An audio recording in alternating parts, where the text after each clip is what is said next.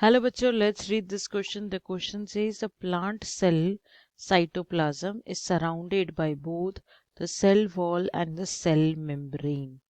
The specificity of the transport of substances are mostly across the cell membrane because. ठीक है, चलिए देखते हैं क्या है इसका आंसर। तो शुरू करते हैं हमारे की पॉइंट से। अब यहाँ पे क्या बात की जा रही है, यहाँ पे बात कर रहे हैं दो चीजों के बारे में। One is cell wall and the other is cell membrane. जो हमारा सेल मेम्ब्रेन रहता है इसे हम लोग प्लाज्मा मेम्ब्रेन भी बोलते हैं। अब क्या होता है कि जो भी सेल्स रहती है उनमें प्लाज्मा मेम्ब्रेन तो रहेगा, बट सेल वॉल सिर्फ प्लांट सेल में ही रहता है। अब जैसे कि हम लोग जानते हैं कि प्लांट सेल कैसी होती है, रेक्टेंगुलर इन शेप, रफली रेक्टेंगुलर इन शेप। तो ये जो शेप है ना, इसका सेम मेंटेन करने का काम रहता है सेल वॉल का। Okay, cell wall provides rigidity to it, उसके वजह से इंटैक्ट रहती है।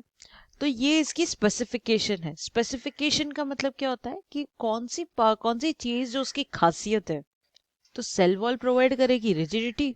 अगर प्लाज्मा मेम्ब्रेन की बात करूं तो प्लाज्मा मेम्ब्रेन क्या रहती है, इट इज बाइलेयर।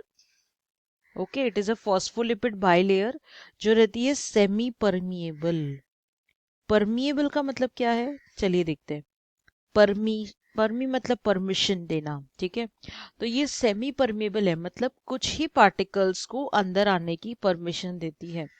सो ठीक है, तो ये इसके लिए it is written the specificity of the transport of substances are mostly across the cell membrane because first of all the reason will be it is semi permeable,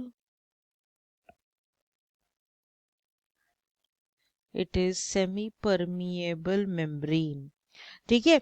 and it freely allows the particles to move from one place to another. Actually हमने semi permeable लिख लिया तो उसमें already ये आ जाता है, ठीक है, but still we can say that it is freely, it allows the free movement, it allows free movement of solutes,